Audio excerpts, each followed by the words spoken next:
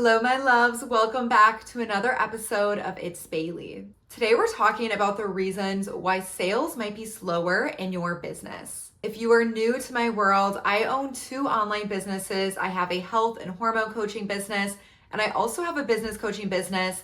And I've been a full-time entrepreneur for over 3 years. So I've had my fair share of seasons where I felt like sales were slow. And the first thing that I want to say as an entrepreneur, it is very normal in your business to have seasons of slowness. It actually would be extremely abnormal for your business to never experience it. That is just the reality of owning a business, is you are going to have seasons where things are a little bit slower, sales are maybe a little bit lower.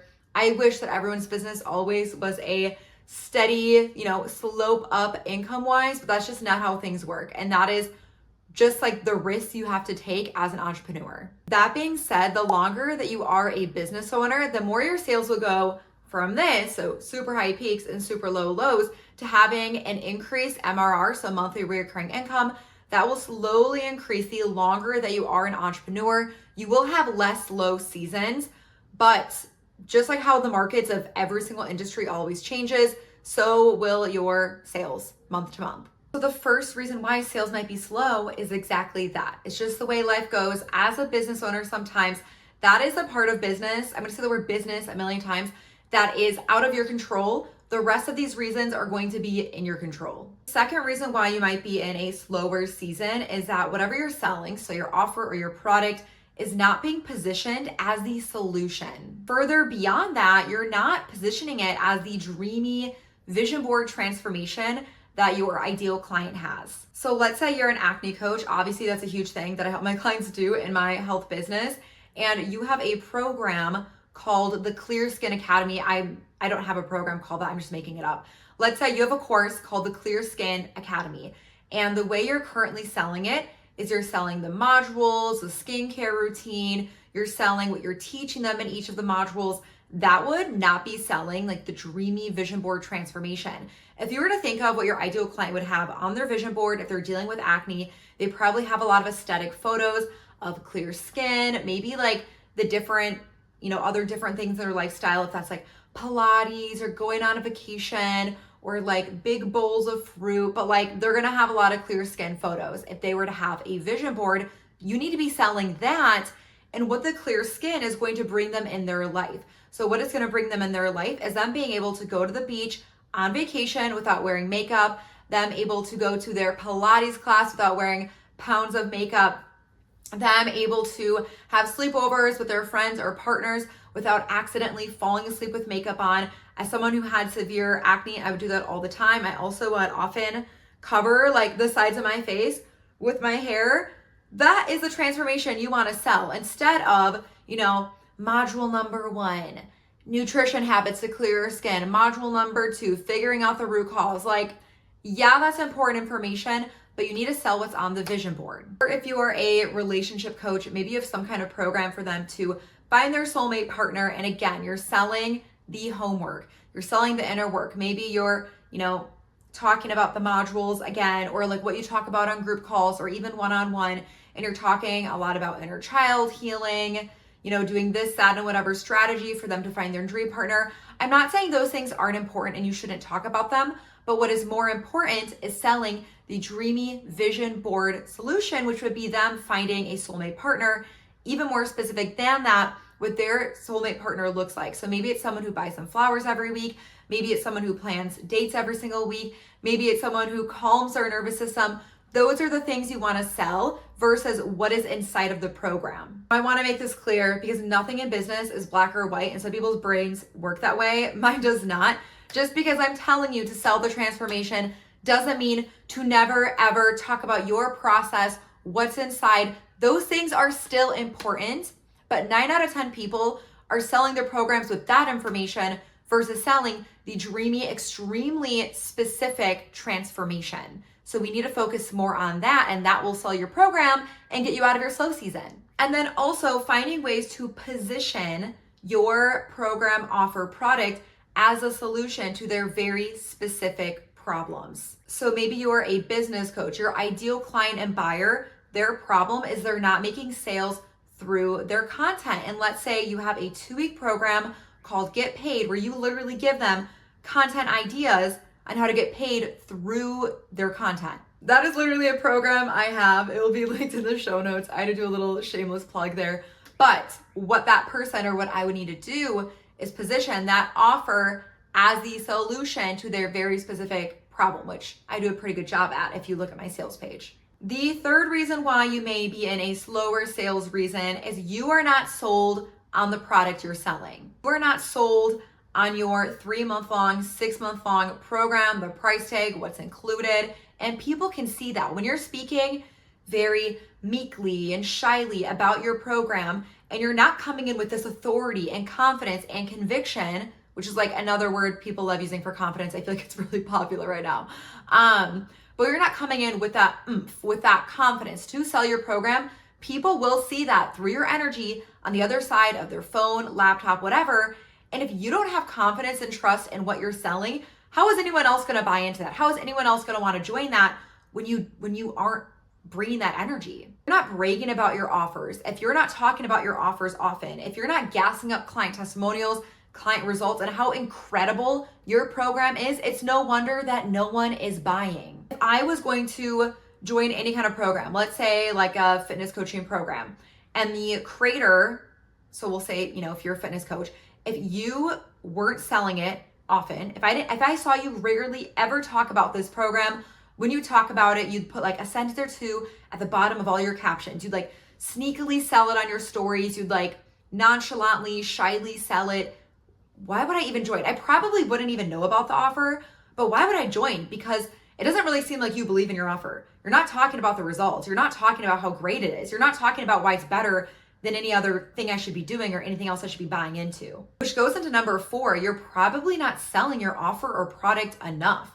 I'm a big believer that you should be selling whatever you're selling at least every day, if not multiple times a day in different ways. That doesn't mean you have to sell necessarily multiple times a day on like your Instagram stories, but between emails, podcasts, content on your stories, you should be shouting your offer from the rooftop. When people land on your YouTube, on your Instagram, on your TikTok, they should know this is Bailey. This is what she sells. Like I just plugged Get Paid. I plugged the Big Deal Energy Headquarters, Momentum, and my business coaching business. If you look at any of my YouTube videos, if you look at anything on TikTok and Instagram, I'm talking about my offers all the time. You are not being annoying about it. Think of things you love buying.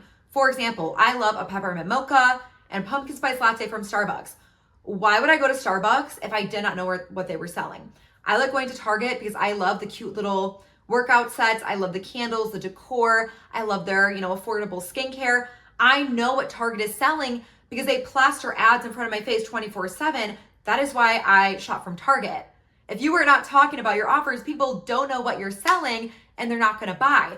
So often I see, DM me the word ready if you're wanting to lose weight. Like, why would someone DM you? They don't even know why they're DMing you. They don't even know what you're selling. You need to be bold and loud and proud about what you're selling, which is literally what we're doing in my Momentum membership the month of April. All throughout the month of April, you are going to be taught how to sell with conviction, with confidence. You are going to challenge yourself to be loud and proud about what you're selling. And because of that, you're going to see your sales rapidly grow. Again, me shamelessly talking about my offers because my audience needs to know what I'm selling in order to buy. Number 5 is that you are not positioning yourself as the authority, as the go-to person that they need to work with. A really easy way to position yourself as an authority is what we went over. I think it was point number 3 is when you're sold into your offer and you have so much confidence behind your offer, that does create a lot of authority because you're gassing up client testimonials. You're talking about what your offer is the shit,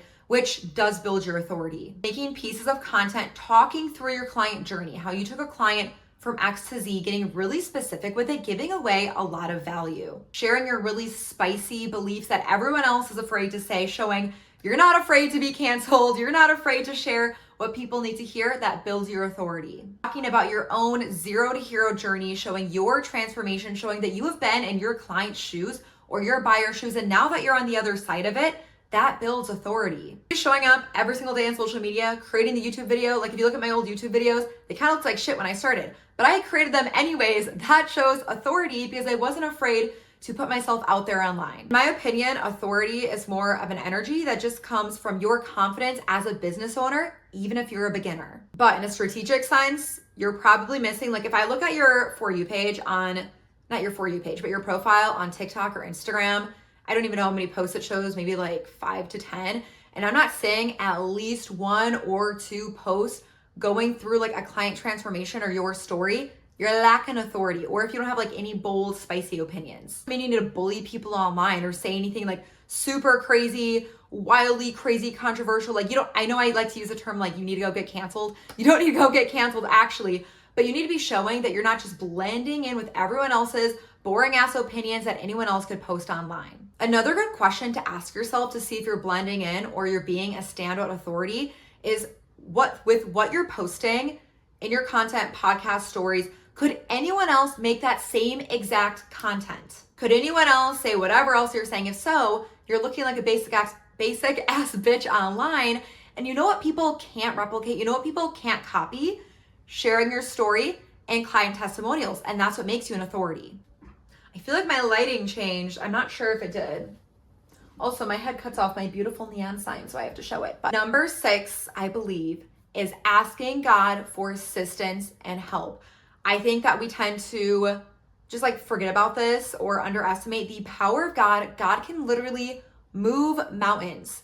He tells us that the kingdom of God, the power of God is inside of us, that we will literally do greater works than Jesus Christ, that we have the power inside of us to do greater works. If we have God on our side to move mountains, we really need to anchor into that, tune into that, cut through our like limiting belief bullcrap that we can't make sales and really understand our power, which will help so much with making more sales online. Prayer is a staple in my business on a day-to-day basis, in the morning, midday, at night. You bet I am praying and asking God for his wisdom, his power, sending clients my way, sending the right people who need to see my content, my YouTube videos, my Instagram, my TikTok posts my way. I am praying and tuning into God, co-creating with God every dang day in my business. We've been saved in order to fulfill our life's mission, our life's purpose, and to help so many people, to be able to reach millions and millions of people. So if God wants that destiny for us, of course it's going to happen. Asking God for his help to put his power through you and with you to build out the big business of your wildest dreams. When sales are feeling slow, get on your knees and pray. I promise you the slow sales rut is truly just a season. And if you do the opposite of what not to do, so if you do what I told you to do, you will get out of this fast. In the show notes, I will put get paid if you're wanting 2 weeks of content to help you get paid directly from what you post online. And I also will put the link to learn more and join Momentum, which is my membership, which in April you will be selling with confidence and conviction all month long, and you'll see that reflected in your bank account. So thank you guys for tuning in, and I will talk to you next Monday at 7 a.m.